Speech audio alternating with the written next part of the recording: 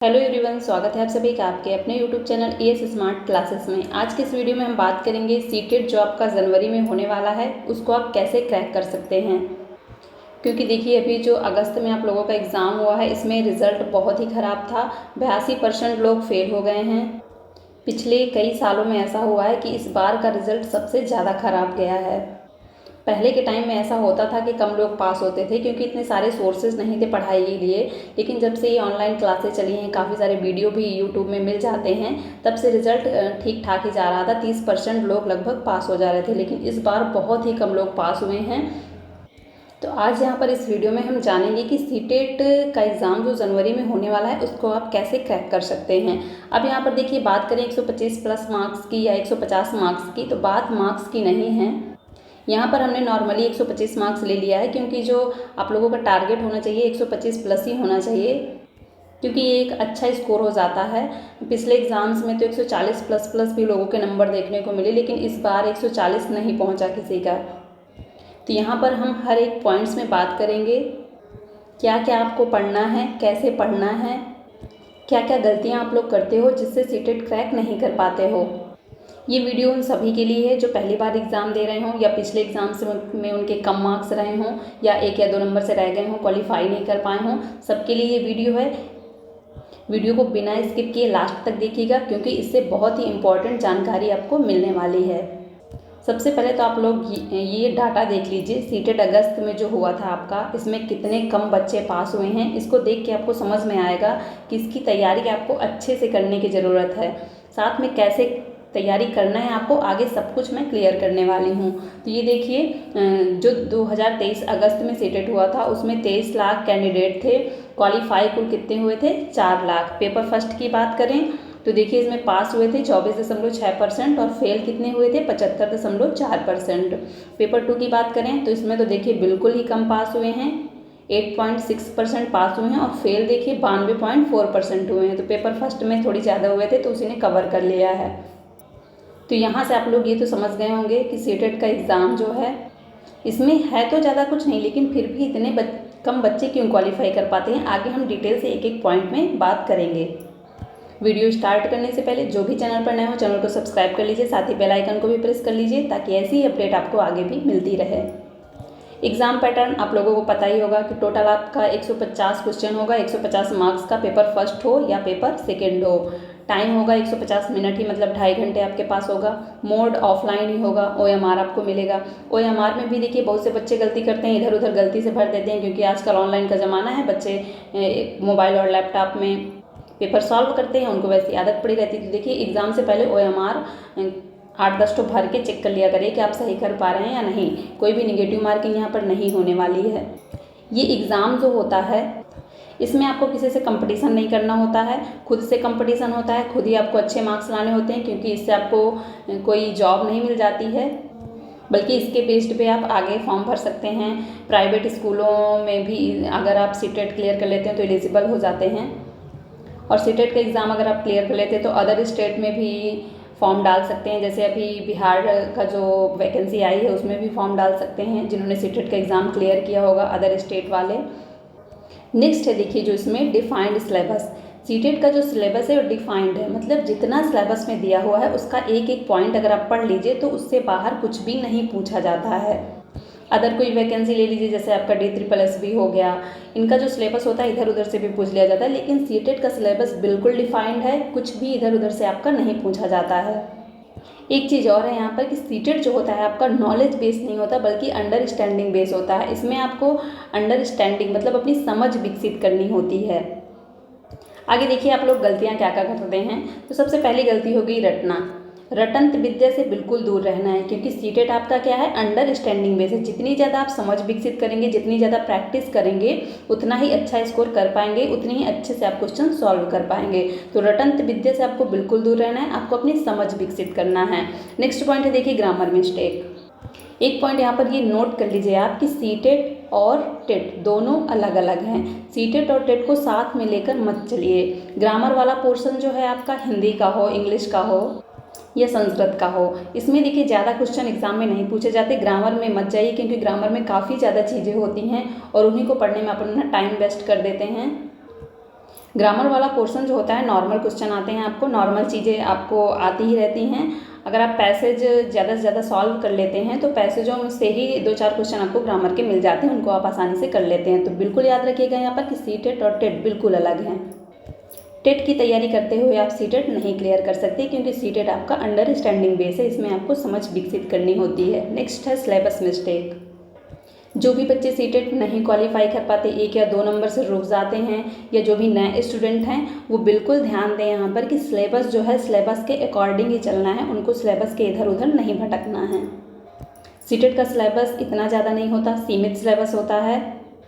CTET में pedagogy main होती है, और पेडागोजी आपकी आती है अंडरस्टैंडिंग से। जितनी ज़्यादा समझ विकसित करेंगे उतनी ज़्यादा आपको पेडागोजी समझ में आएगी। तो यहाँ पर ये पॉइंट बिल्कुल नोट करके रखना है कि आपको सिलेबस से इधर उधर नहीं भटकना है। नेक्स्ट देखिए कि सीटेट के लिए क्या क्या पढ़ना चाहिए, कैसे पढ़ना चाहिए, सब कुछ यहाँ पर मैं आपको बताऊँगी। तो यहाँ पर देखिए सबसे पहला है तो PYQs, मतलब previous year question paper. Previous year question paper बहुत ही मेन रोल अदा करते हैं, क्योंकि इससे आपको समझ में आता है कि कैसे क्वेश्चन एग्जाम में पूछे जाते हैं। सबसे ज़्यादा तो पेडागोजी इससे समझ में आती है कि कैसी पूछी जाती है, उसको सॉल्व करते हैं, उसी से आप में समझ विकसित होगी। इसको बिल्कुल भी अवॉइड मत करिएगा। कोई भी प्रीवियस ईयर क्वेश्चन पेपर की आप बुक ले लीजिए मार्केट से, या तो आपको सीटेट की वेबसाइट से भी क्वेश्चन पेपर मिल जाएंगे, वहाँ से डाउनलोड कर लीजिए। उनको ज़रूर से ज़रूर सॉल्व करिए।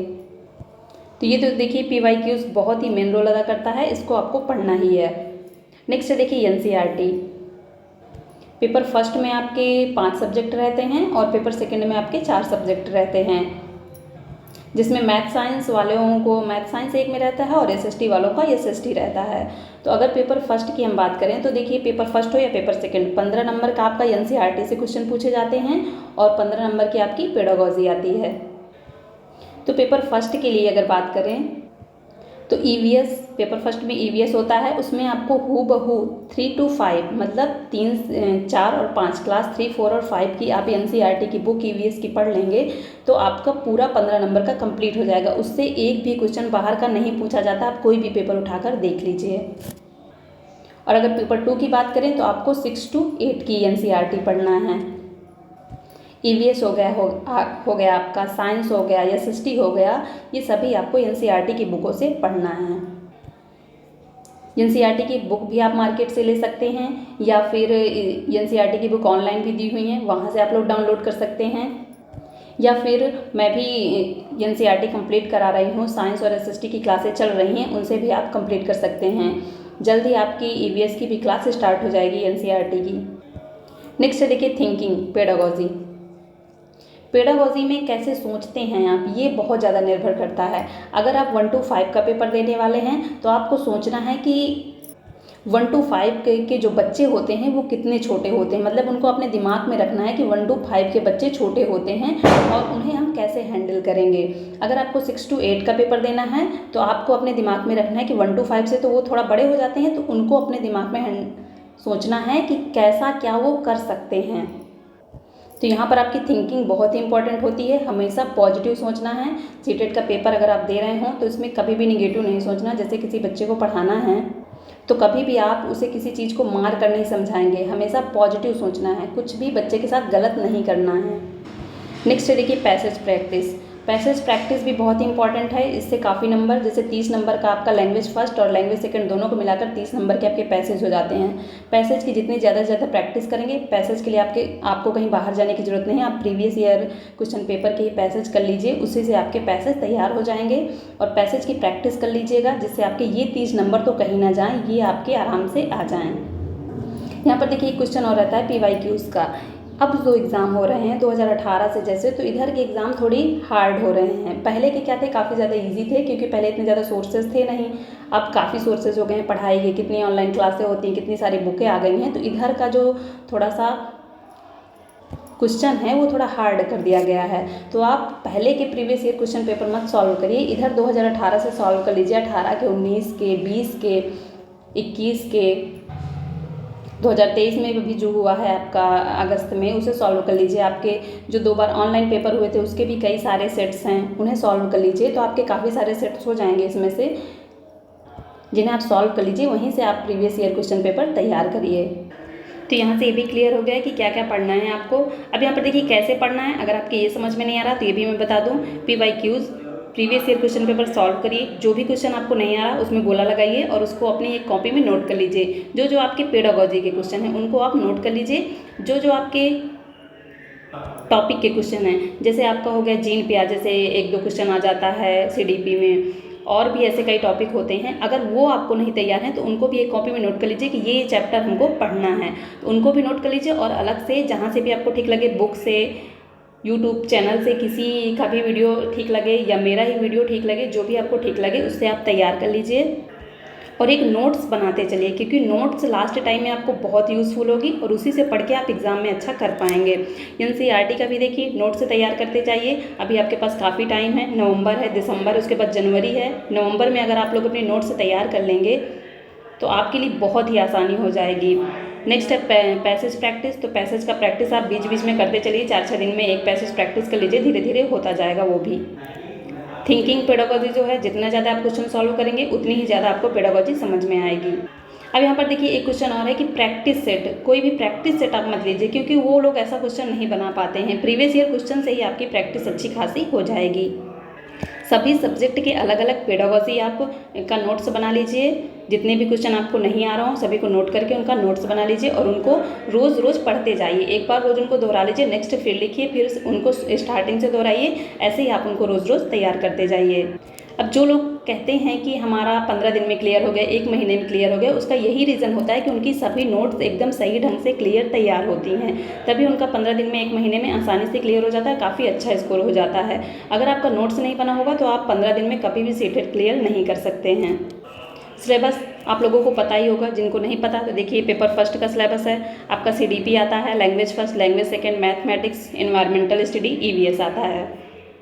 ऐसे ही पेपर 2 में आपके 4 सब्जेक्ट हो जाते हैं, CDP, language first, language second. Math वालों के लिए मैथमेटिक्स एंड साइंस रहता है और SST वालों के लिए आपका SST रहता है। इसमें देखिए ये SST और साइंस NCERT में बहुत ही ज़्यादा निर्भर होते हैं। साइंस और SST का मैं NCERT का करवा भी रही हूँ, जो देखना चाहें वो देख सकते हैं, क्योंकि वो काफ़ी यूज़फुल होता है। जो भी NCERT नहीं पढ़ते हैं, केवल प्रैक्टिस करके जाते हैं, वो अच्छा स्कोर नहीं कर पाते हैं। साथ ही में CDP के भी सारे वीडियो पड़े हुए हैं मेरे चैनल पे, उनको भी आप देख सकते हैं, काफ़ी यूज़फुल भी हैं वो भी वीडियो। जो भी टॉपिक आते हैं, जिन टॉपिक से भी एग्जाम में क्वेश्चन आते हैं, सभी मैंने डाला हुआ है। जानकारी अच्छी लगी हो तो वीडियो को लाइक कर दें और जो भी चैनल पर नए हो चैनल को सब्सक्राइब कर लीजिए, ताकि ऐसी अपडेट आगे भी आपको मिलती रहे। Thank you so much guys, मिलते हैं नेक्स्ट वीडियो में।